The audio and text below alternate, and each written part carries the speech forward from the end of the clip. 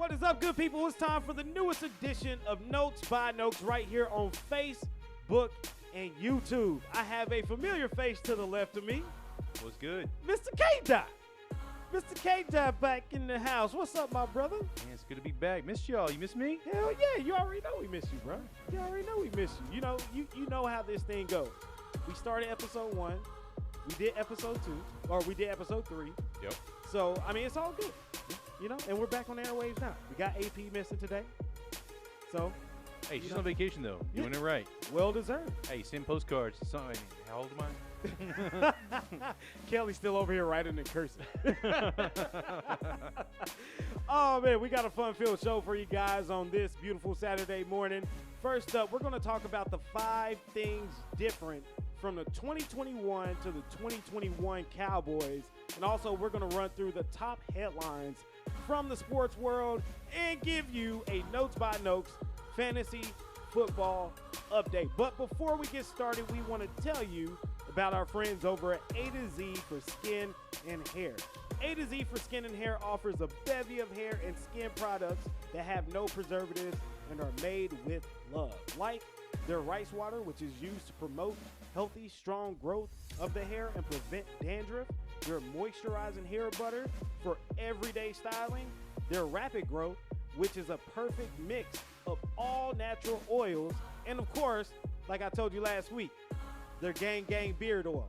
I just put some on right before the show, K-Dot. Fresh.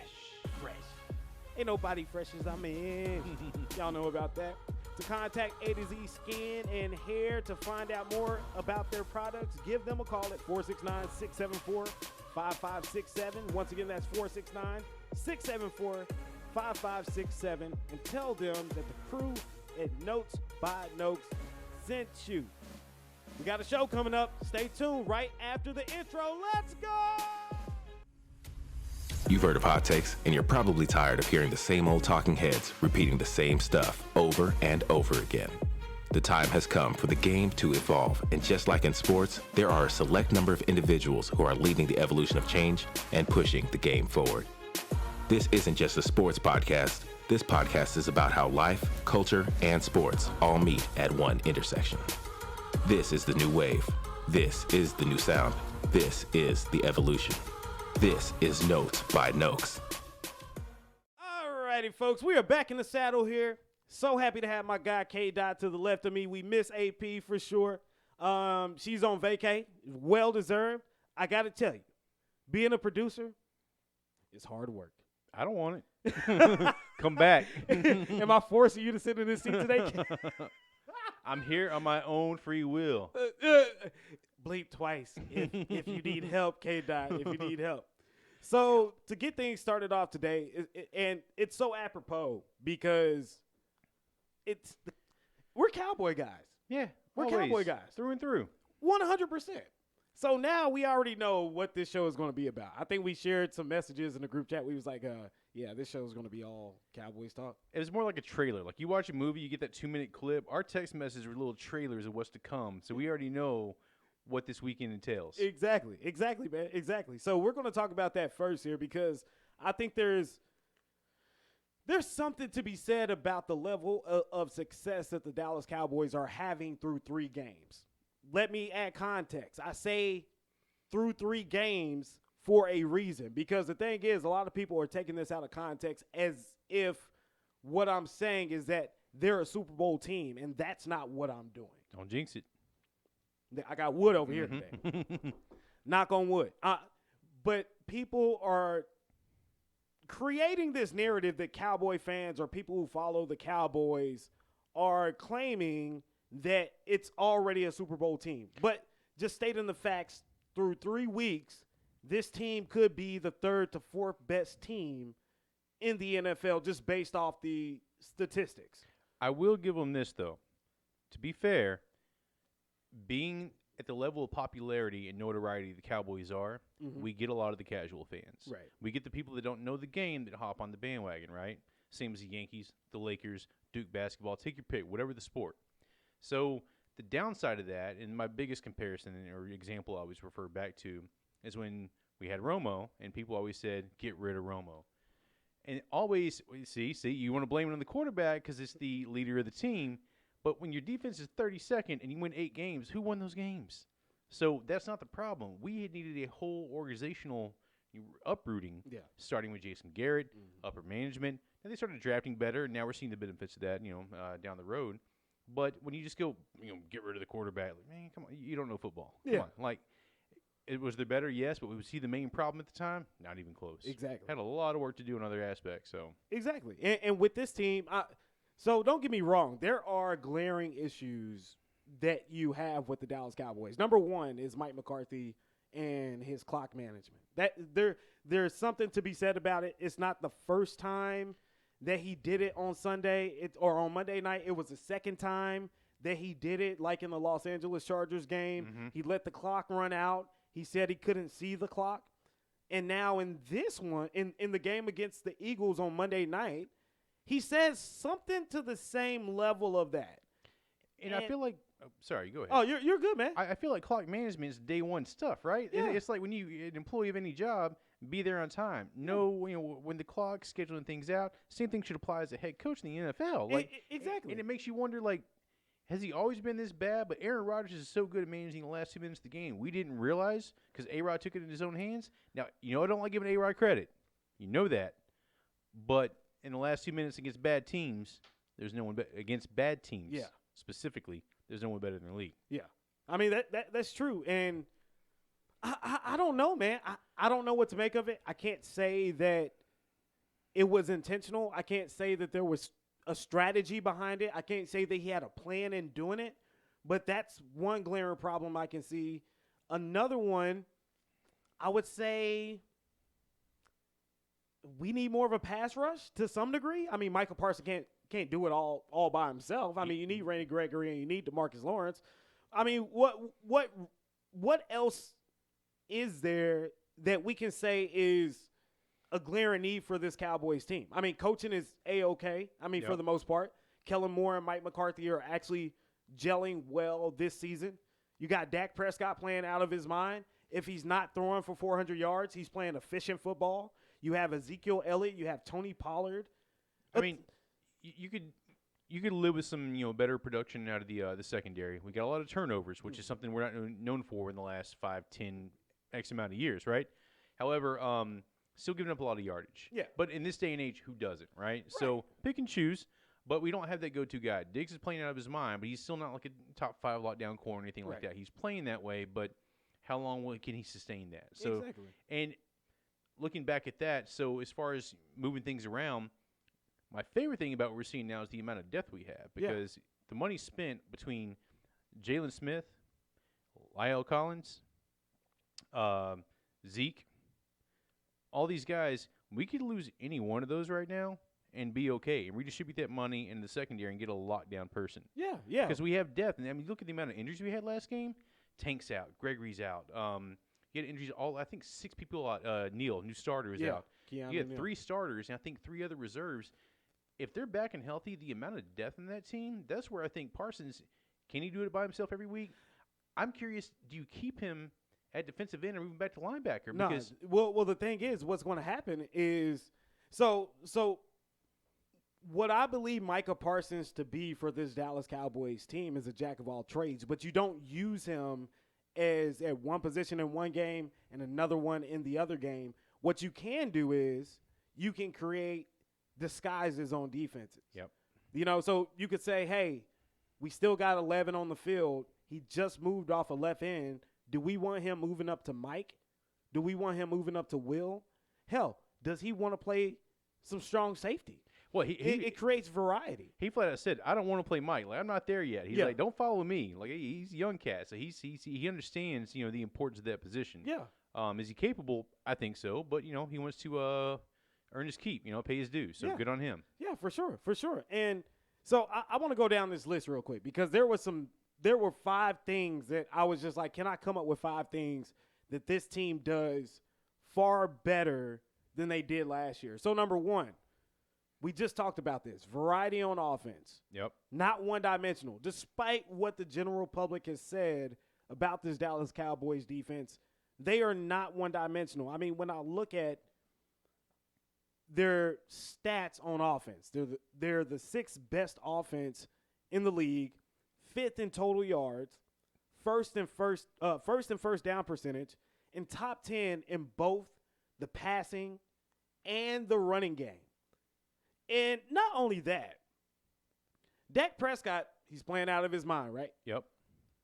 Dak Prescott, or the Cowboys are averaging 30 points per game. Yep. And Dak Prescott is second in snap to throw percentage, which is, like, again, the second fastest in the NFL. Yeah. When you have all those things clicking, in comparison to last year, right? So the offense played like they were on fire through the first 5 weeks. Like they were legit. But they still lacked a degree of execution.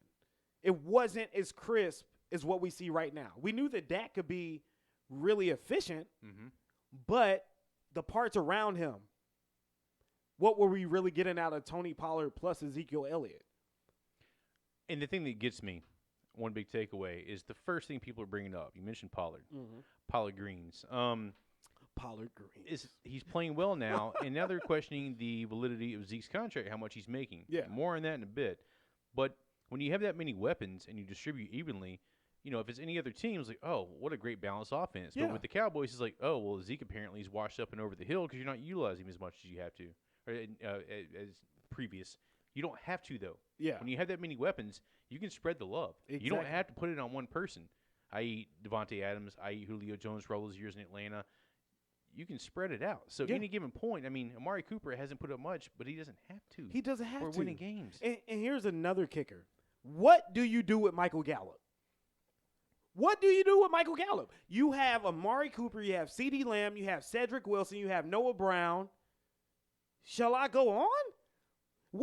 How does Michael Gallup fit? You watch his contract expire and say thank you. That's what you do. That's what's going to happen. That's it. That's what's going to Because happen. Amari's locked in. He's getting paid. Good Yeah. on him. He earned it.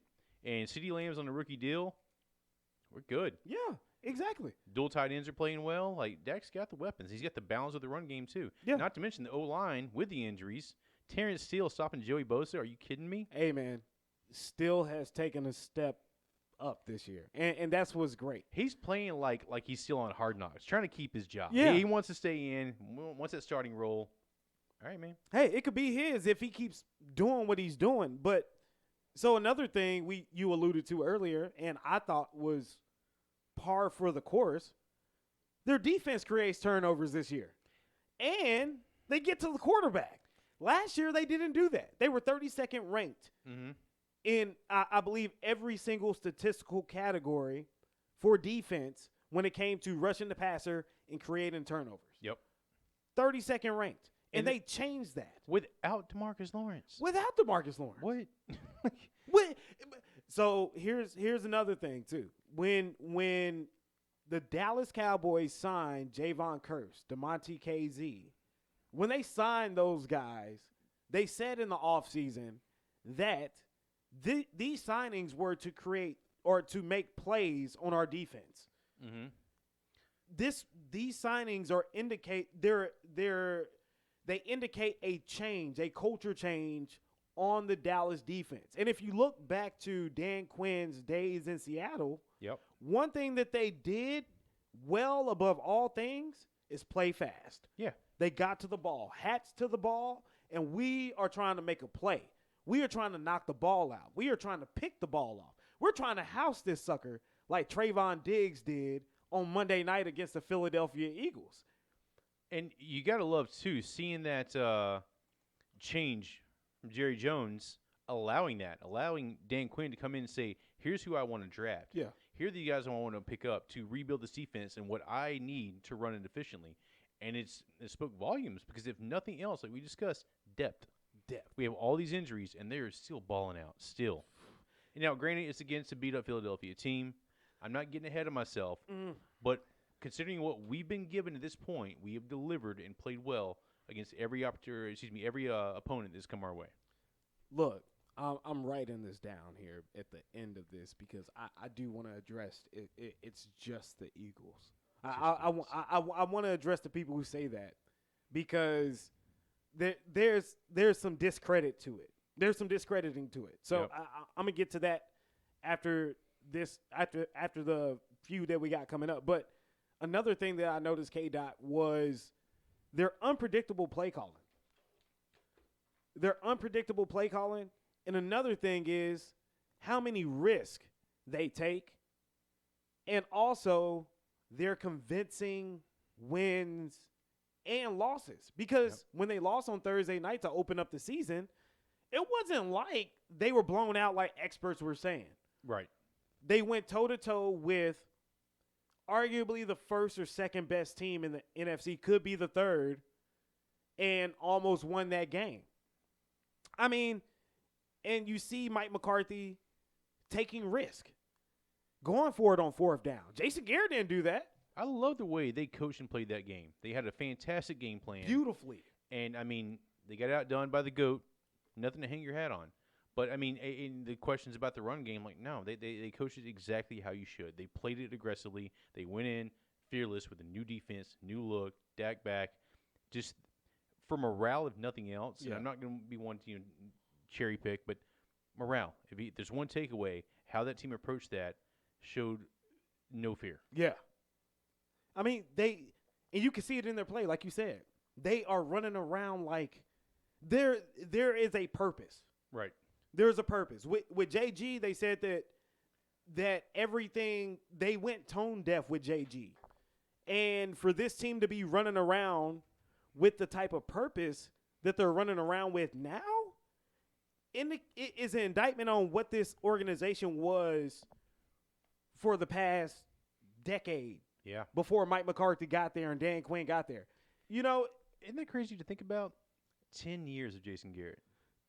Jerry came in, and he's fired 2 Hall of Fame coaches, but you keep Garrett for a decade. Dude, Man. I'm like, I remember when – actually, when I first met you, it was a talking point for us. Mm-hmm. We were like, Jason Garrett, what's up with that guy?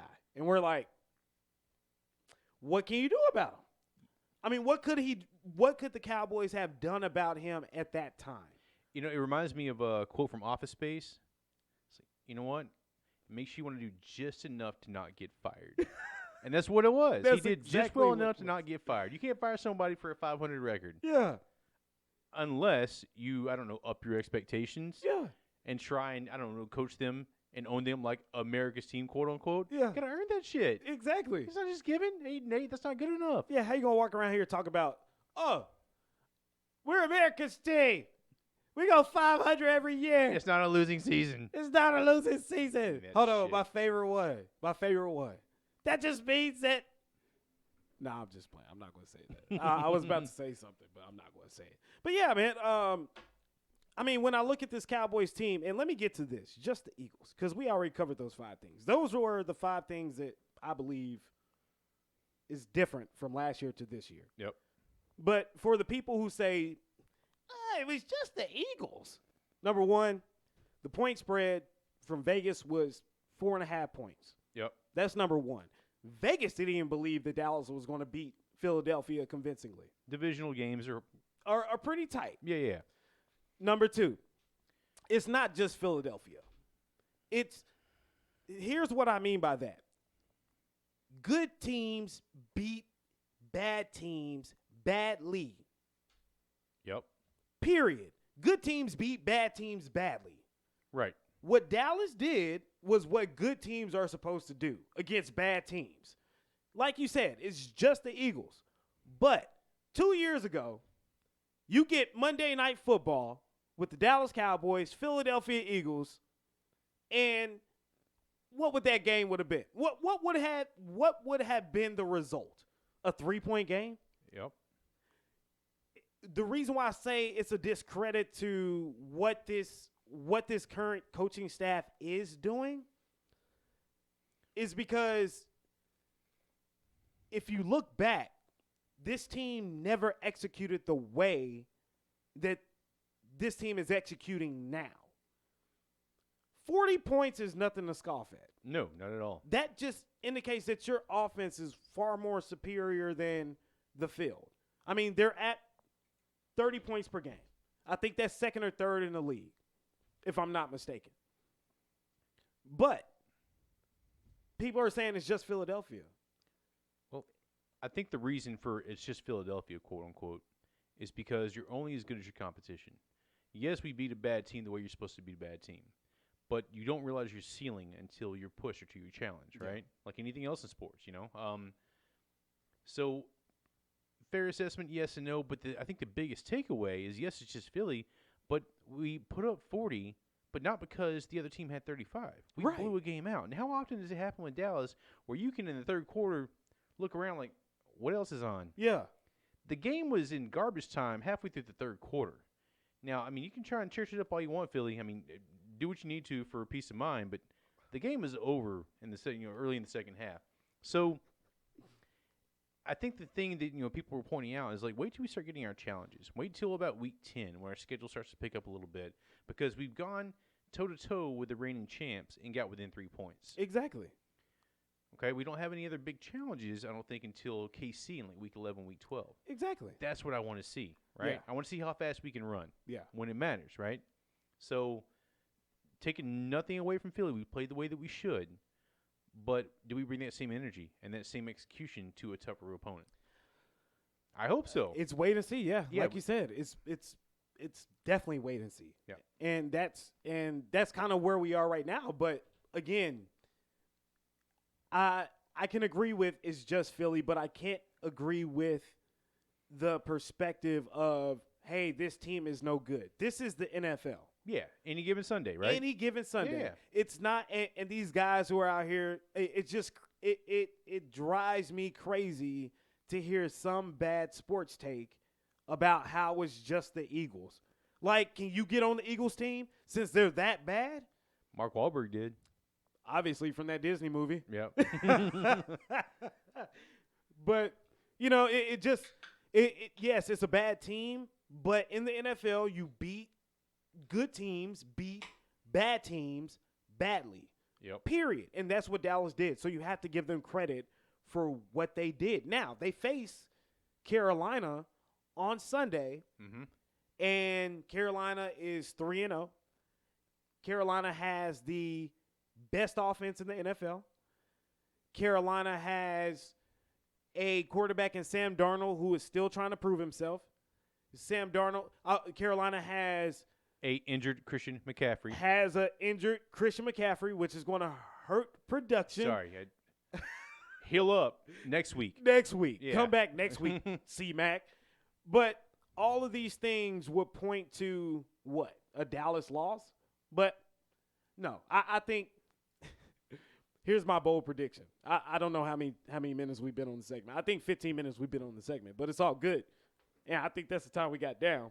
But give me Dallas convincingly. Give me Dallas 100% over Carolina. And I bet you the narrative is going to be Carolina didn't even play anybody. Watch what happens, man. I'm telling you, just like with the Eagles. Eagles went toe-to-toe with San Francisco. They lost by 6. Came back. Oh, they're going to beat up on them Cowboys. They hung with the Niners. And what happened? Housed. We're better. The Cowboys are better than the 49ers. Oh, yeah. Yeah. People, like I said, just like they're doing with Texas this year in the AP Top 25. It's very biased right now. It's very biased. So what do you think about the upcoming game on Sunday? I like how you mentioned about how we're not getting the love we deserve. I looked at power rankings, and they have Dallas anywhere between like 11th and 15th, depending on which outlet you look at, which is a crock. But we're in it for the long game, right? Yeah. You look at the schedule, and our only goal at this point, before anything else, is winning the division. Which, I mean, knock on something, because I said it last year, should be a shoe-in. So we're one misstep away from our QB, away from all that going downhill. But this weekend, it's a gimme. With that McCaffrey, they're one-dimensional. I see no qualms with us taking that game because you're going to have Darnold in the pocket a lot more, and we've been shining as far as getting to the quarterback. Mm-hmm.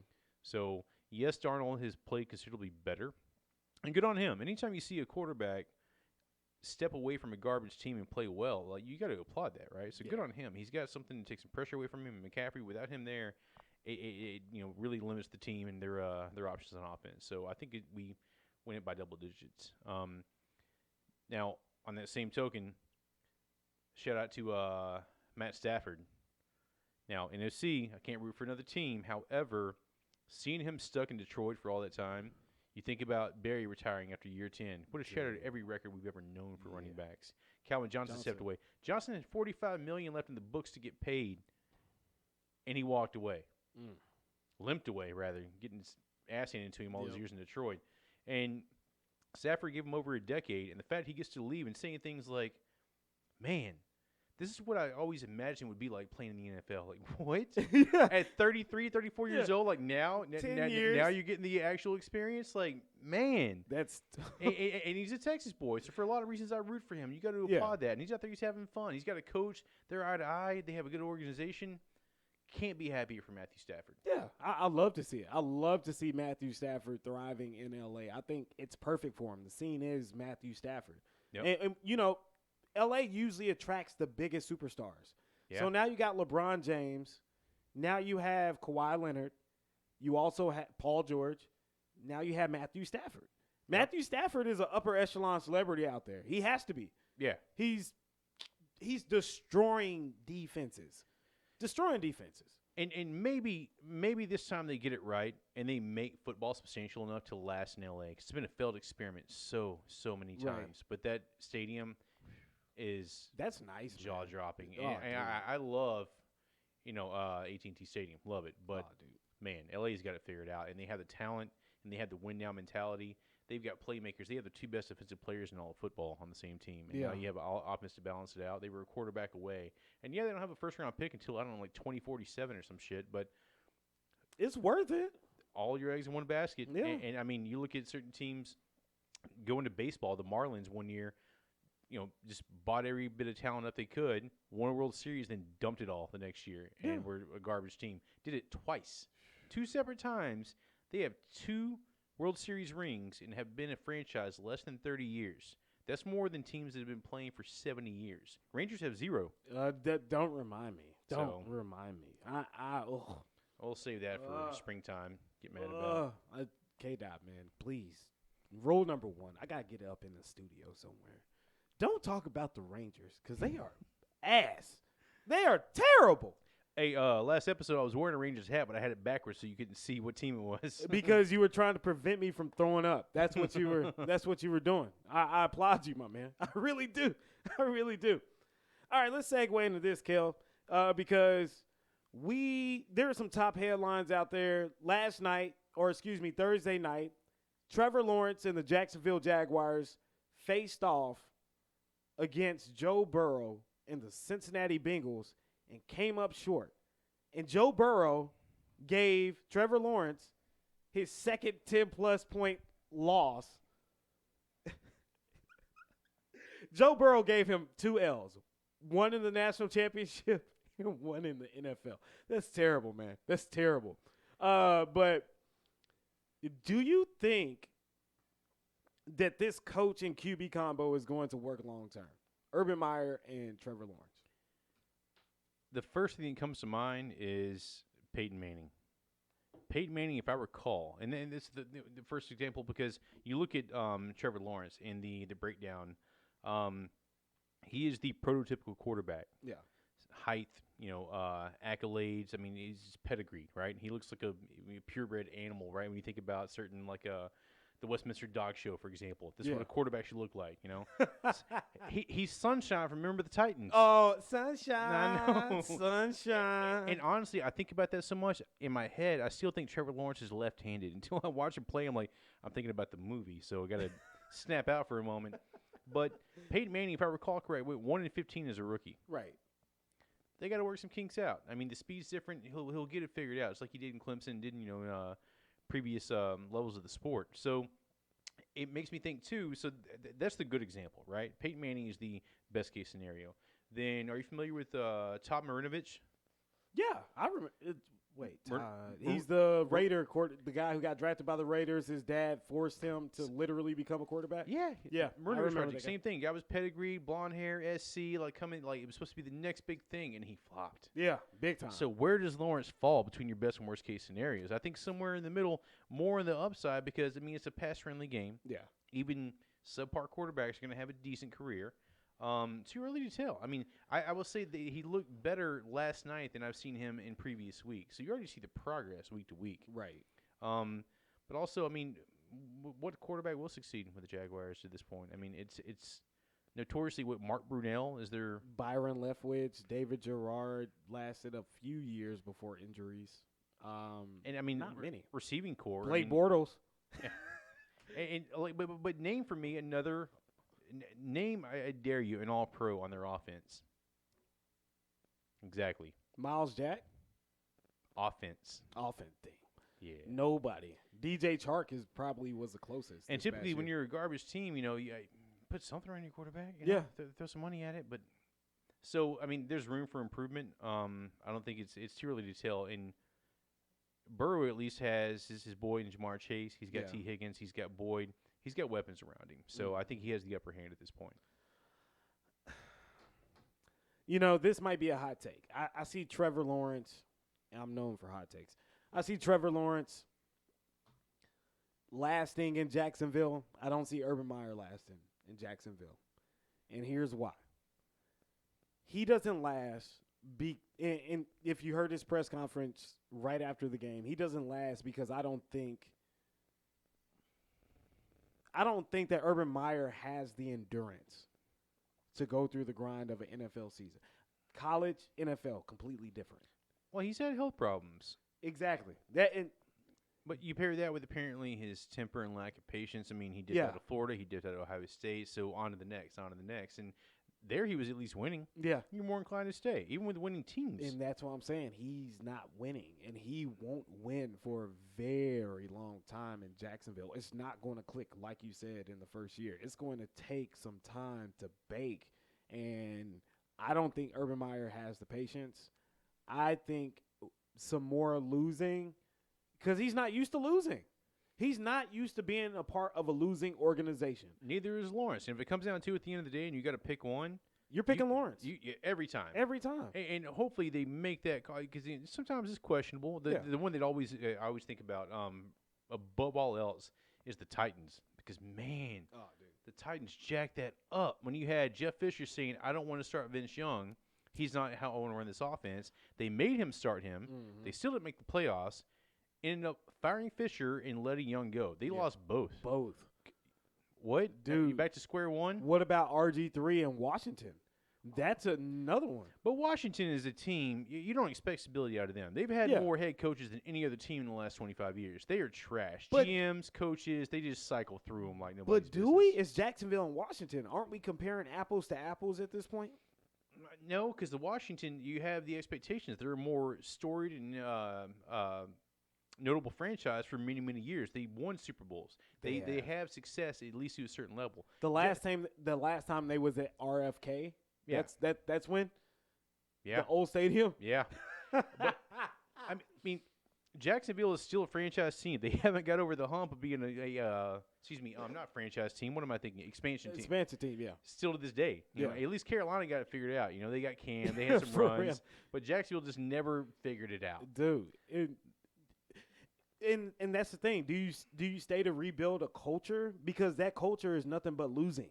They've had the lowest amount of overall income and sales as a team for 10 years running or some crazy number. Don't quote me on that, but as far as profitability, they're the worst team in the game. Oh yeah, 100%. And you play in Jacksonville. It's not like you're up in Buffalo where fans are crazy about the team. It's cold and miserable there. Nobody wants to live there. Yeah, nobody cares about Jacksonville and Jacksonville. You got wings in Niagara Falls. I take that back. So I had to go on. I was in a Twitter war with a Jacksonville Jaguar fan over Tim Tebow because I told him Tim Tebow was not going to make the final 53. He's like, this is for Duval. This is for all of those Florida fans out there who love Tebow, and Tebow's going to be there. I was like, dude, Tebow's not going to make it past the first game. What happened? You seen him miss blocks? You seen him not look like a tight end. He got cut. I mean, they are somewhat deranged. They feel like they're deranged. Well, I'll say this: if they release a Tim Tebow jersey for the Jaguars, it would be the highest selling jersey on that team. 100%. And he doesn't even play for the team anymore. Nope, they don't care. Florida man, do us proud. Oh my God, that's hilarious, man. Well, just wanted to bring that up because, in my opinion, I don't think. I agree with you 100%. Yeah, I don't think Urban Meyer lasts throughout the duration of his contract. I think that he looks at more attractive options like USC, going back to college ball. Maybe Ryan Day leaves for USC and comes Urban Meyer back to OSU, Ohio State. Who knows? Anything can happen. Yep. Especially in 2021, man. We're just waiting on the aliens to fall out the sky. What about Lincoln Riley? Does with the mood of the SEC, does he stay or does he make the jump to the NFL finally? Because his style of play and that offense is geared for what the NFL is doing. Here's the thing, K-Dot. I have been extremely critical of the Oklahoma Sooners this year on every single episode. As you should. However, how many players did he turn into Heisman candidates? I get it. Heisman winners. So that is a talking point. So he may. I think he could leave for the NFL. I don't think he. I don't think he lasts Oklahoma for a long time. I don't think he's going to be Bob Stoops whatsoever. I think he's going to look at the mobility aspect and decide to move along. But if you're doing the NFL, he needs his guy. And we know those coaches. My current example, Andy Reid, just never got his guy. McNabb was close, but not quite. And he got Patrick Mahomes, and it's a match made in heaven. Sean Payton, the same with Drew Brees. That's true. They have the offense. They know how to run it. They just need their guy.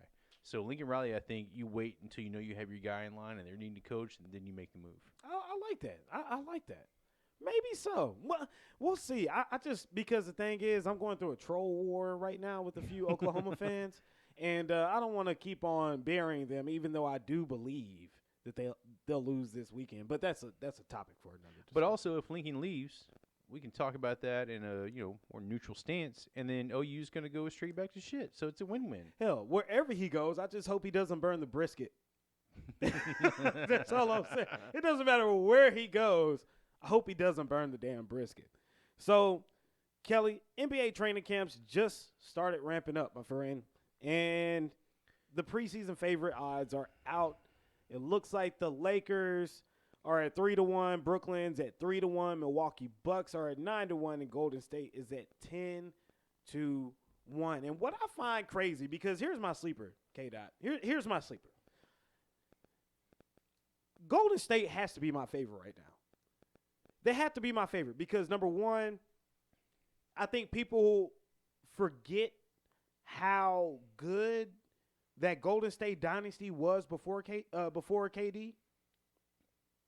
And now that Klay Thompson is coming back into the fold, Draymond Green, it all kind of depends on the Ben Simmons trade to me. Like, if they can get that done, how dynamic this team can be. Of course, they need depth, but I am eyeballing the Golden State Warriors as a team to do some serious work out of the West this year. Honestly, I hate that you said that because you're killing my talking point. I'm right there with you. I'm right there with you because, like you said, and the thing is, these guys, you can talk about age, right? Those runs they were making 4 or 5 years ago, what have you. Yeah. However, their game doesn't rely on finesse. It's shots, right? They don't need just raw prowess. Yeah. Steph can shoot from 40 feet back.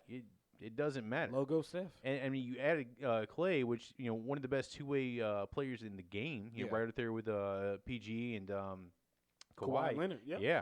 So, and Draymond, the heart of the team as always. Now they're a better team now than when they made the runs before. They have their core three. Now I'm saying before they added KD. Clearly. Yeah. Yeah. But they made 2 finals before they had KD. That's what people forget. Yeah. We think about the move that KD made because they built the team so fantastically as a GM and organization that they could afford to add Kevin Durant. Exactly. But now they have Wiggins, more on that in a moment, and a very young James Wiseman, and then their first-round pick of this year. So they have the capital. If they want to make a move for Simmons, that's the one team that it makes sense on.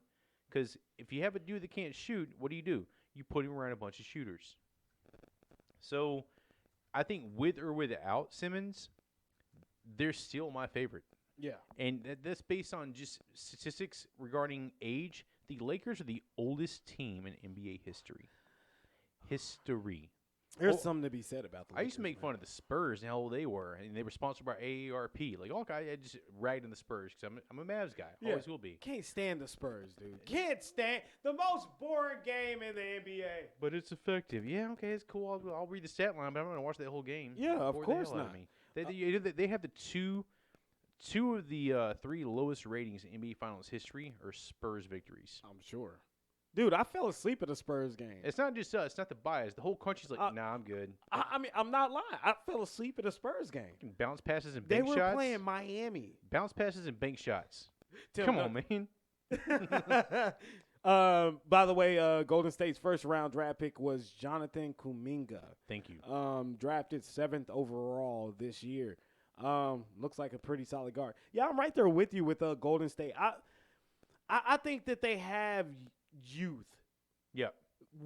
Because if you look back on those 2015 teams, 2016 teams, they had Leandro Barbosa And Iggy. They had a lot of old parts to those rosters. Now they get a little injection of youth. They got, I believe, is it Nico? It's Nico something. I don't remember his last name. They also have James Wiseman, like you alluded to. They have Jonathan Kuminga.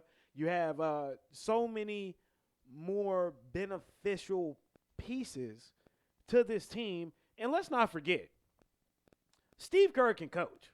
Yeah. And he could get the best out of his team. He get the absolute best out of his team. That's why he won those finals with the Golden State Warriors. Like you said, sometimes you need something to take it over the top. Yep. Remember when Mark Jackson was the head coach of that team? Yep. How stagnant the growth was? Steve Kerr comes in, wins a championship. Sometimes you need that difference maker. And this is, I like the take because a lot of times, depending on who you ask, Steve Kerr won it with Jackson's team. Mm-hmm. Why couldn't Jackson win it with Jackson's team? I mean, it takes that kind of coaching and also someone that's done it, who's been there. Kerr's won 70 games as a coach and a player. Exactly. So, I mean, whatever the guy does is successful. The only other example I can think of off the top of my head, well, I mean, quite a few, but Larry Bird has won MVP as a player, as a coach, and as a GM. I mentioned GM because much as I love Michael Jordan, he cannot run a team. Yeah. You should not be a GM ever. No. It's bad. It's Dude, real bad. he did he did great in Indiana for a long time. Yep. Larry Bird did. Another one that comes to mind is Avery Johnson to Rick Carlisle. Yep. Think about that squad, man. Avery Johnson did everything he could to get the best out of that team. And Avery had better players. He had Nash. He had better players. And then, I mean, Carlisle had Dirk and old dudes. Yeah. People don't give me they had all-stars. Y'all sit down with that Bruh, right now. You No. got to go back and watch the tape. Jason Kidd was 38 years old. Always with his tippy toe on the three-point line. So it's only 2 points, like you can't see straight. Jason Come Kidd on, averaged man. 8 points per game in the finals. Jason Terry balled out. Jason Woo! Terry balled out. You had Sean Marion play defense, excellent defense on LeBron James. Ugly-ass shot, though. Ugly ass shot, but hit an occasional three. Yep. You know, changed the momentum a lot of times in that series. But Rick Carlisle, again, was the guy who put them in the proper placement to make those leaps and bounds and be the team that they are. And I think as long as the Golden State Warriors have something like that, they're going to be fine. I'd see 2 more chips in their future. That was a bold move, by the way, by Mark Cuban to get rid of Avery Johnson because, like we just talked about with Garrett, Avery Johnson was a perennial runner-up or, semifinal, whatever the case may be. But conference finals, he couldn't get over that hump. Right. So we had a great team. We won 50-plus games for a decade straight. But it's not good enough. With the talent you have and the expectations of Dirk in his prime, you can't waste that. Yeah. And it makes me wonder if things would have changed if we had made that move sooner. Mm-hmm. Johnson did well. Like the guy. But on this, in the same token, on the back end of things, I'm glad now he's making the move again. Because Carlisle, his style of coaching will not be what Luka needs to move forward. He needs Kidd. The game in Luka's style has surpassed what Carlisle is capable of cultivating. 100%. 100. Well, and where I found Carlisle's coaching getting stagnant is with the use of KP. But also, that's KP's fault, too. A lot of those pick and rolls, he shouldn't have popped out to the three-point line. Yeah. He should have dove down to the basket and dominated the paint. It's a $38 million decoy. Dude. Come on. Again, but coaching can change that. True, but if you don't know your role, you get put on the bench like Rajon Rondo. Now, he didn't fit in the offense at all, but Rajon flat out set out the playoffs. Remember when we added him for a short time? And he had no business in Carlisle's offense. No. He can't shoot. Yeah. It's a motion offense. Exactly. So I get it. But at the same time, like, play long. Yeah. And he's like, nah, I'm out. So and at that point, do you choose the young talent you have, or do you try and figure out a coach and rework it? Basketball is different in that sense because one or two players can change the entire outlook of your future. Yep. Or football, other than a few key players, you got 52 guys in the squad. Yeah. So less impactful. But, yeah, basketball, just the coach, move along. If they're that good, they can more or less coach the team on their own. Right. You look at LeBron, Magic, a couple others, they can be floor generals. They got it. So. But Steve Kerr is just that guy, and with his tutelage and with the players that he has, the returning players that he has. Clay's going to play on fire this year. Make no mistake about it. Clay's going to be an all-star. Clay's going to probably be one of the best NBA players in the league. And people were, what about his Achilles? He never dribbles the ball. Yeah. He's going to spot up and shoot. He scored 60-plus points with 11 dribbles. Dude, no, he scored how many points in 2 minutes? Something like that. Remember, he scored like... No, in one quarter he scored, I think, 39. It was crazy. 31. It was over 30 in one quarter. Nothing like it. He was 10 for 11. And I think like 8 for 8 from 3. Some outlandish numbers. Dude, this team is going to be a problem, and I think people need to open up their eyes. I'm 100% behind Golden State. I agree with you. The Lakers are a little bit too old for my taste. The Brooklyn Nets. Crazy. Kyrie. Perfect segue. Perfect segue. Because some notable NBA players don't seem like they'll be able to play this season due to COVID-19 protocols in the NBA because players must be partially vaccinated or fully vaccinated to be in majority of the venues across the United States. And you just said Kyrie. And I got to tell you, man, Shaq went on a tear about Kyrie Irving. Yeah, one thing people I think a lot of times forget about Shaq. Shaq's just a big old country boy from the South. And I love it because he keeps it old school and just keeps it down to basic morals. Yeah. And, I mean, you can elaborate on the tear. My apologies. But, I mean, Wiggins is going to be missing out on $385,000 per home game missed. Per game. That's a lot, man. That's I can't even wrap my head around this. So, more on Shaq. What you got? Well, so Shaq was like, so this is what Shaq said, in not in layman terms, not quoting him, but kind of summarizing it. Shaq said that Kyrie Irving should not be, or should, his teammates should not continue to deal with this.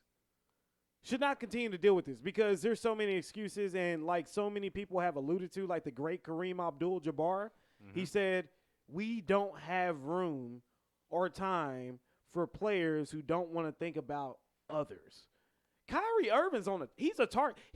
Kyrie Irving might as well retire because the hell that he has put organizations and franchises through since he left Cleveland. Let's not forget what he did in Cleveland to get out of Cleveland. Yep.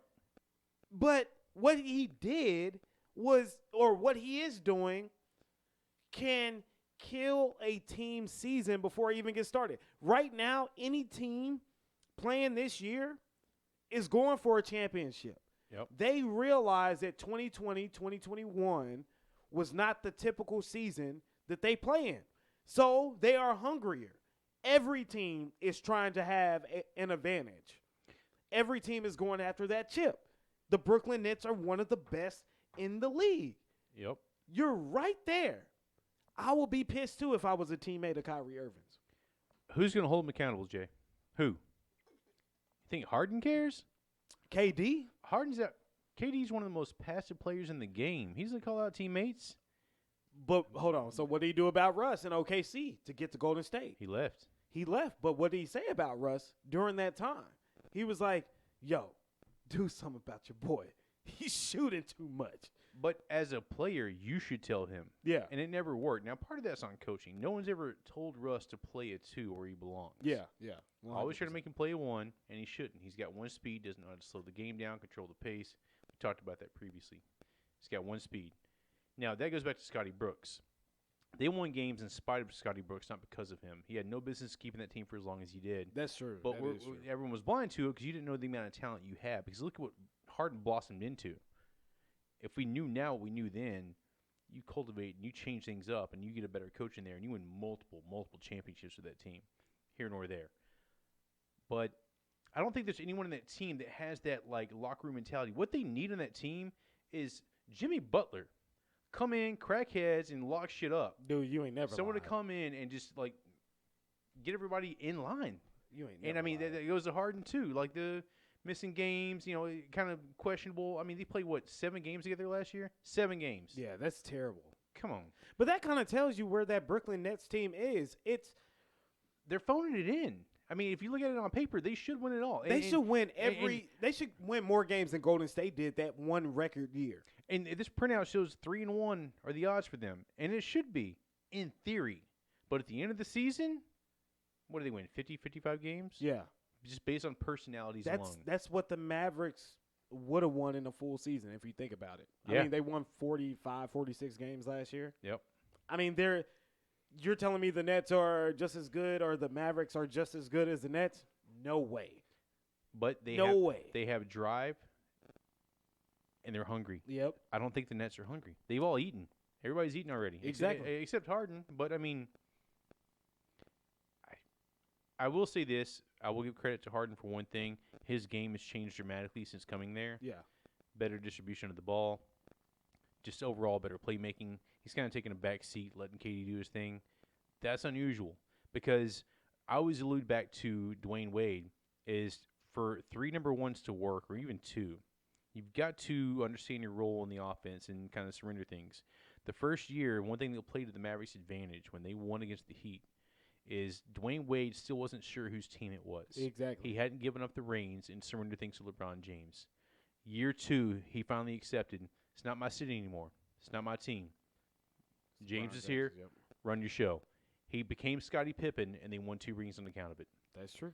And I see Harden doing a lot of the same things, but when you have your third piece, which, mind you, it's only one player, and with KD and Harden, it's still a great 1-2 punch, but you are lacking depth because you have so much money tied into 3 players, you can't afford having one of them out. Man. So because of the liability that is Kyrie Irving, no matter what Harden does as far as taking a step back and trying to acclimate to the system, it doesn't mean anything. That's true.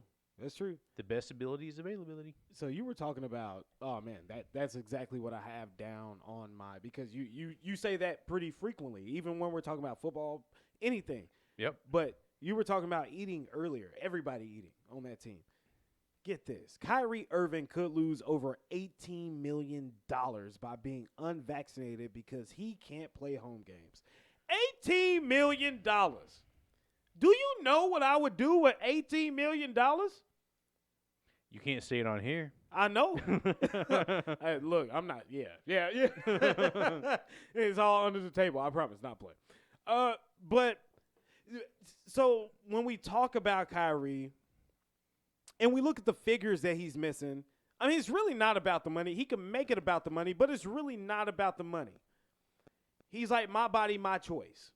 Yeah. We're not going to dive deep into that because I don't want to dive. It's not too about deep the into money that. now. Yeah. He's $100 million plus in his career in the league. So it's easy to say it's not about the money when you got, 9 figures in the bank. So it's so much easier to say that and have a stance when you're already established.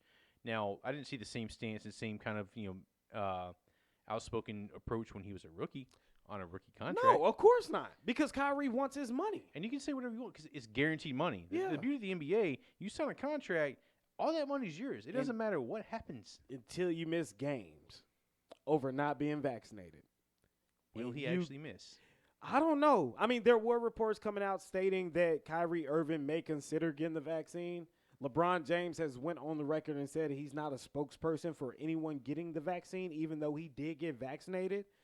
But again, this season is important. It's going to be short. It's not going to be the same, or excuse me. It's not going to be short. It's going to be the first time that these teams are allowing fans back into the arenas. Mm-hmm. It's going to be the first time that this is going to be a full 82-game season since the pandemic started. Yep. There's a lot of firsts going on here. This is going to be the first time that the Brooklyn Nets might actually be healthy fully on the roster. So when you have a team like this, it's paramount that everyone is available, everyone's ready to play, and everyone's ready to contribute, and everyone is ready to give 100%. Period. Everyone is physically healthy. Physically healthy. Head's not right. Mentally healthy. Because there's still things as far. Well, I'm physically healthy, yes, but still, from like the state of COVID vaccinations, what it's done to us as a country, also impacts the league, and you got to acknowledge that. You see divide in coworkers, families, whatever else. So it's going to happen with teammates as well. So how much of the impact? I don't know, because end of the day, it comes down to money, and if you have it or you don't. Yeah, that's true. So I'm really curious how it plays out, because it's easy to make a stance to a point, but once you start seeing missed opportunities and missed coin coming out of your pocket, because that's how you affect anybody. Mess with my money. See what happens. Oh, dude. Well, who I'm thinking about, too, is the family, his family. Everybody talks about, I love my family dearly. What are you willing to do? Yeah. What are you willing to sacrifice for your family member? Or are you just thinking about yourself? But Kanye. He's starting to act like Kanye. Damn. Freudian slip right there. Yeah, he's like, Kanye. But Kyrie also was ready to step away from the game a couple years ago. Yeah. He didn't like how his voice is being represented. He didn't like, what he was doing for, the community and the game as a whole. So he was ready to step away already. So this is no surprise from him. But other guys like Wiggins and a few others who aren't in the financial stature and bracket that Kyrie are in, those are the ones I'm kind of curious about, how these other guys play out. So 100%, man, 100%. So, it's going to be a turbulent year for some NBA franchises. Not because they're not a good team, but just because some players just aren't getting with the program. I mean, I'm not going to pound the table on vaccines and whatever. I can tell you I'm vaccinated 100%. You better be. We're sharing a room. Yep. Look, man, we're 6 feet. No, we're not. That's about 5. But I think it is important. We talk about family, we talk about money, we talk about all of those things. At the end of the day, it's all about safety. Yep. So if you're going to be playing a game that you love, keep in mind, it's a game. Yep. So, and plus you're getting paid millions of dollars to do it.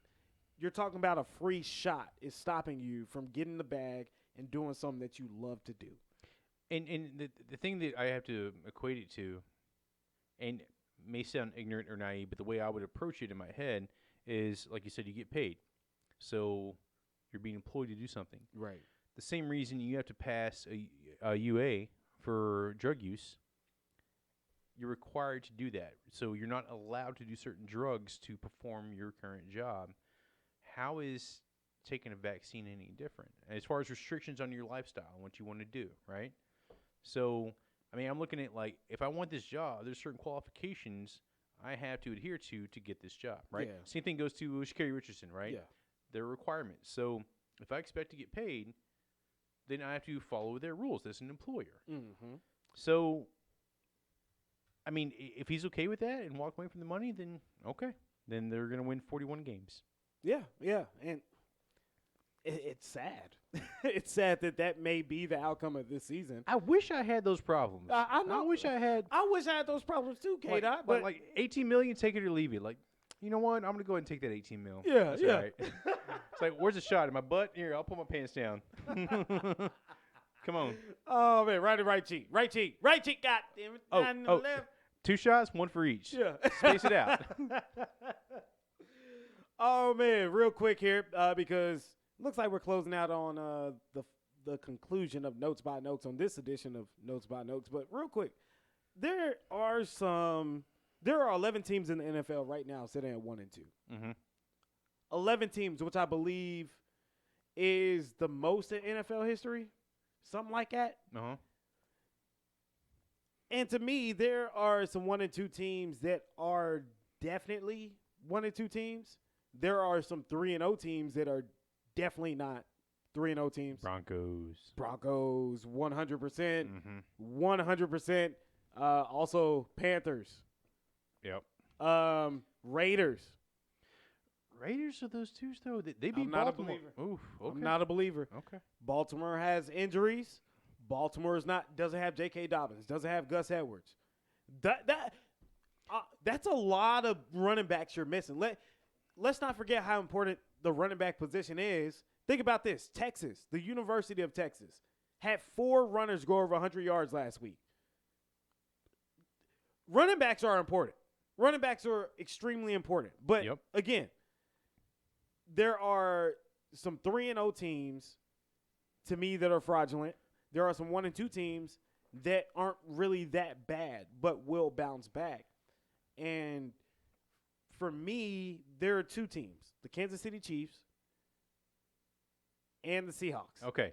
Making sure. I was going to say, you pick one, I pick one. Make sure we have the same 2. Oh, okay. We didn't talk about this. Yeah. This was not rehearsed. This was not rehearsed. No.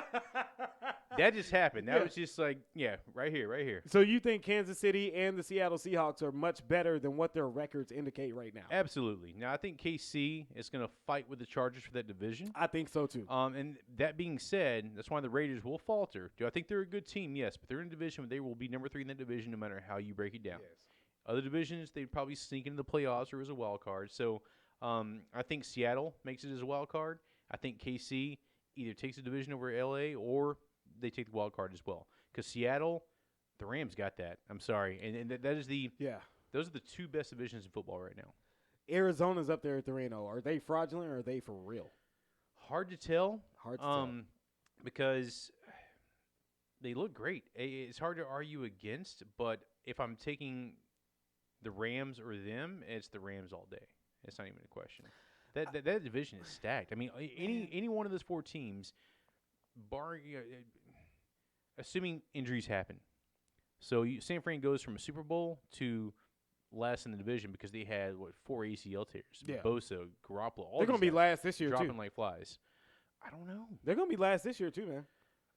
You have LA. So one team has to fall out of that group, and I do not believe it's going to be Seattle. I think it's going to be San Francisco. I think San Francisco will begin to decline. Number one, pressure on Jimmy G. Mm-hmm. You got Trey Lance sitting right behind you, breathing down your neck, scoring touchdowns in games. Number 2, the Cardinals. Defense has been playing lights out. Yep. But Chandler what Jones happens? is a bad man. He's a bad man, and I think he's going to keep it turned up. But what happens to the parts around you? Buda Baker's still going to hold his own. Yep. But what about those other pieces to your defense when you get into November, December? Are you going to be able to chomp down on the running game like you have been? They need to sustain because their offense is potent. Their offense is potent. Now, here's where it gets tricky. You still have to play L.A. twice. You still have to play Seattle twice. You still have to play San Francisco twice. Here's the thing. I watch a lot of football, as we both do. Yeah. And honestly, I can't tell you if there's the level of decline of Seattle since their last Super Bowl, because I look at the team and I think it's Russell Wilson and he'll make the rest work. Yeah. That's how it's always been in my head since the Legion of Boom went away. It's Russ just holding it down, and he has. O-line, good, bad, doesn't matter. Because he and Lockett and Baldwin just would always hook up, right? Yep. He'd always make it happen. Now he has Metcalf. So, but like looking around, like I don't really know how good or bad their defense is. Like, where are the playmakers? And so when I'm trying to assess and think, is it them or is it San Fran that falls out? I can look at San Fran because they have young cats that they've drafted after being dead last for a little while. But between Bosa and between Garoppolo, they got some decent playmakers on both sides of the ball, and they have a good D. Their D is solid. But where's Seattle right now? Feel me? Like I don't know. I think Seattle's in the interim. I think Seattle. I think just because they're 1-2, again, this doesn't indicate how good that they are. I mean, that win against Indianapolis was a hell of a win. Yeah, it was a hell of a win. Needed but that. These losses have been stinkers, and I think that their losses haven't been to anyone that's been like really bad. I mean, they're not losing to the Lions. They're not losing.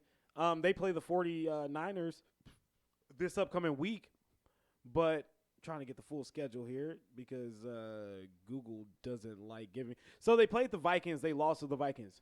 Vikings are fraudulent. Vikings are a 1-2, and they're 1-2 for a reason. But I got to tell you, when you got the Vikings at home, in the midst of all that home field advantage, Kirk Cousins playing like a man on fire, you're going to have issues. Against the Titans, they lost by 3. The Titans were a 2-1 team who I think is much better than 2-1. They took them down to the wire. So, I mean, I don't know, man.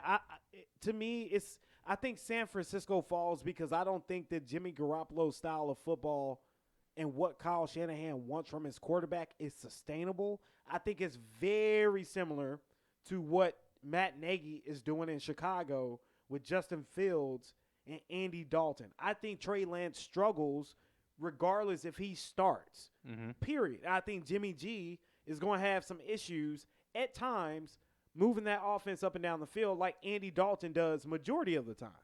So, I mean, the L.A. Rams and the Cardinals look phenomenal. I don't really see any drop-off. I do think that Seattle can drop off if they're not careful. I mean, they have San Francisco. That's going to be a telling game right there. How are you against that front seven? Yep. Because at the end of the day, the LA Rams set the precedent for defense in the NFC West. The 49ers are the little brother of that. Yeah. They have a damn good defense. And then after that, they have the Rams and they have the Steelers. They're going to go through a gauntlet to get on track, but I think that they're the team to do it. I don't think Arizona has the maturation yet to sustain the level of success that they're having right now. You know what's funny is we had our two teams. We had a whole ass discussion about the Seahawks. But the Chiefs, they're good. Chiefs fine. There was no question. Chiefs because fine. The Chiefs, I feel like in the season, could do the same thing they do every game. Yeah. First half, even 3 quarters in, I don't know. Maybe they're finally falling off. We got a game plan on them. And then fourth quarter, oh, yeah, we're the Chiefs. Reek all day. Yeah. All day. And just sidearm, underarm, behind the back. It doesn't matter. Just touchdown. Well, I'm going to tell you why. It's because – so the Chiefs know who they are. And Andy Reid cultivated that. They have identity. I'm happy for him. He needed that. And, again, we talked about it earlier. Good on him. So, question. Or here's my logic here.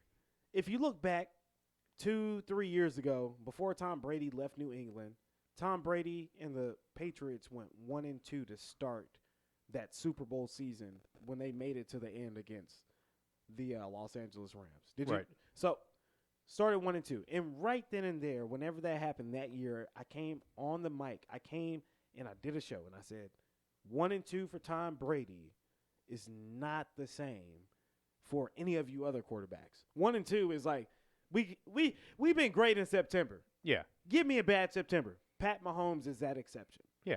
1-2 for Pat Mahomes, not a big deal.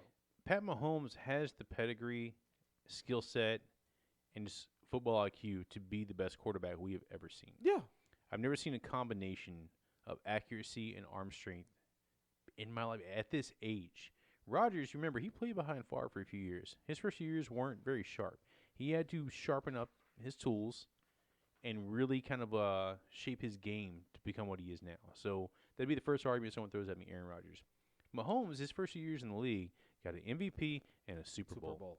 And that's more than Hall of Fame quarterback sometimes. Marino doesn't have both. Yeah. Jim Kelly doesn't have both. Mahomes could probably play kind of like Kurt Warner, short career. He could be in and out, or maybe Terrell Davis or Jim Brown, 8 seasons and be shoo-in Hall of Fame. Oh, yeah. First ballot, 100%. It's crazy. It's insane. And the thing is, we don't really acknowledge it or recognize it because we were spoiled for so long for having Breeze and Brady and Rodgers and Manning for like a 20-year stretch. Yeah. Literally good quarterbacks. Brady's still playing. Yeah. And Rodgers, he won't quit. He's not quitting. But Mahomes, he's going to be that dude. And, Yeah. and it's just understood. When he signed a $500 million contract, not a single person I knew batted an eye. Yeah, it makes sense. Any other player, any other sport, they did what? But Mahomes, yeah, good on him. Yeah. Cool. Yeah. Carry on. It's like $500 million. There you go. There you go, man. Get out my face. Got my office, Pat. Good doing business with you.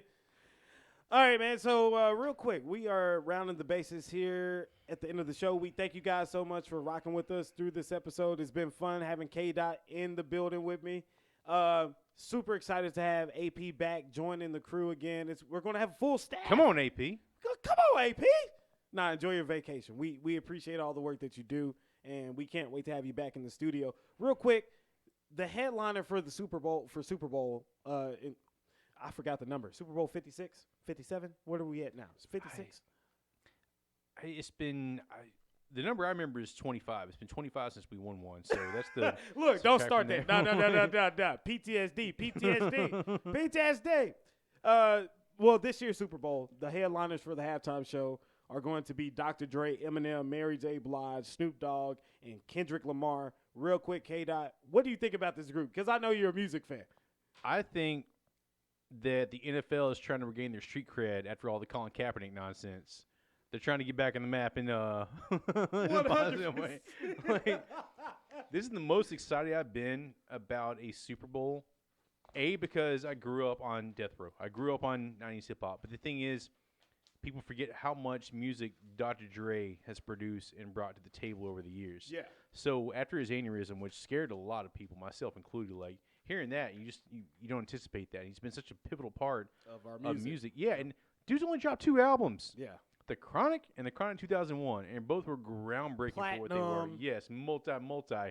But it's more so, you look at the lineup, it's a Dr. Dre tribute, and what better way to pay homage to him after the aneurysm, after the comeback, and to the city of L.A. than really paying tribute to this guy. Bravo. Well played by L.A., deserve every bit of it, and what a great way to bring in that stadium and show it to the world. Dude, it's going to be insane. I think it's going to be the best thing. I do think the Super Bowl staff or committee or whatever they may be is trying to redeem themselves from that 2003 halftime show with Janet Jackson and Redeem? Justin. That's the best one we've seen. I mean, it was the best one we saw. It's a titty. It was the best one we saw.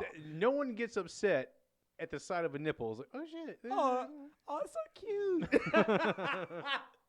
Oh, my gosh, man. Well, that's a wrap on this edition of Notes by Notes. We thank you guys so much for rocking with us on this show. Please do us a favor. We are trying to run those numbers up.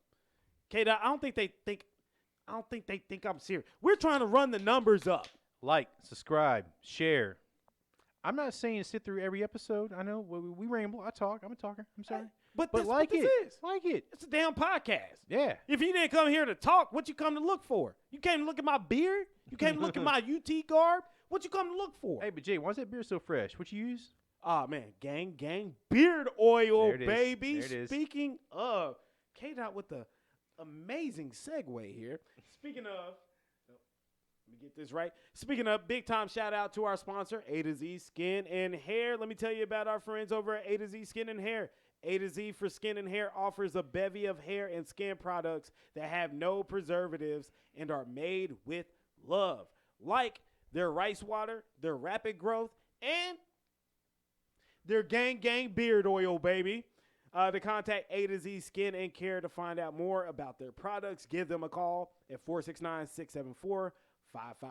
Once again, that's 469-674-5567, and tell them that the crew at Notes by Notes sent you. And before we leave K-Dot, I gotta kick it over to Joe because he's given us his locks. By the way, people, if you are interested, K-Dot, by the way, yep. Joe is 10-8. 10-8. So he's been winning some folks some money. So Joe is going to give us his picks on the other side. So we'll be right back. Joe, we're kicking it over to you, my friend. It's another week of Joe's pick'ems, and if you've taken my pick so far, you'll know that I'm 10-8. So you've won some money, probably. So you're welcome. Don't thank me all at once. As we head into this week, there's some good games, college football and NFL football. Let's start off with college football, though, of course, like we always do. Number 8, Arkansas at number 2, Georgia. I think game day is going to be there, too, so that'll be pretty cool. Georgia, minus 18, favored by 18 points. Good God, people, take Arkansas. That is free money. That is free money right there. There is no way Georgia wins by more than 18 points. There's zero doubt in my mind. Arkansas has proven they are a good team. They beat Texas, they beat A&M, and there's no way. Georgia in a big game, come on. We all know what happens. So worst case, Georgia wins, but they aren't winning by 18. So Arkansas, plus 18, take it. Number 14, Michigan at Wisconsin. And Wisconsin's favored by 2. Man, they're sleeping on Michigan. They are sleeping on the Wolverines. And so I'm going to go with the Michigan plus 2 here because Michigan, yeah, they haven't played anybody, but, Wisconsin is a down year for Wisconsin. And Michigan has looked good so far. They're 4-0.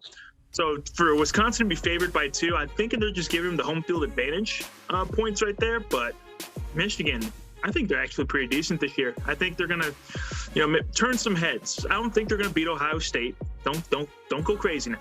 But I think they are gonna turn some heads. So I'm going to take Michigan plus 2 here. So definitely ride with me on that one. Right, especially I can't say it enough. Arkansas, God, I can't even get over how that line just free money. Final college game: Texas Tech at West Virginia. West Virginia by 7. Take West Virginia. And I picked this one. It's not going to be a good game, but it's a game where you can win some money because West Virginia by 7. We all saw what Texas did to Tech last week. We all saw what West Virginia did against Oklahoma. I mean, they almost beat them. So you take a bad team in Texas Tech and a pretty solid team in West Virginia. I think they're going to win by a lot more than 7 points. So that's my college pick'ems right there. And now we move to the NFL. We have the Browns and the Vikings. Browns by 2. Browns, take the Browns point. Myles Garrett is going to eat.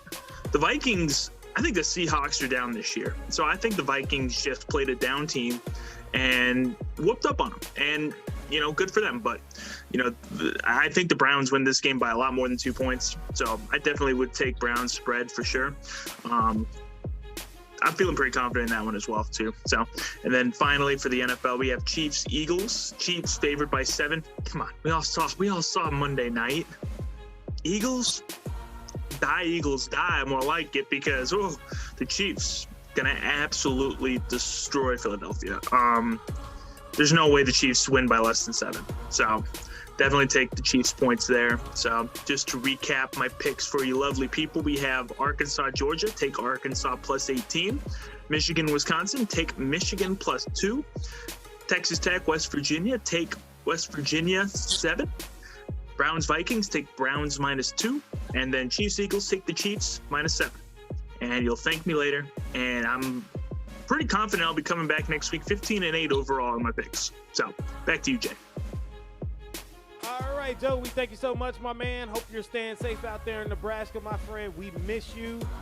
Again, thank you to all the people out there that are supporting the show, from myself, from K-Dot to AP, and everybody who is partnering with this program. We appreciate you. Do us a favor, go subscribe, like, and share with your friends. This has been the newest edition of Notes by Notes. We will see you guys next week. We are out of here. Peace. Thank you for listening to this edition of Notes by Noakes. Notes by Noakes is also available on Anchor FM, Apple Podcast, Google Podcast, and Spotify.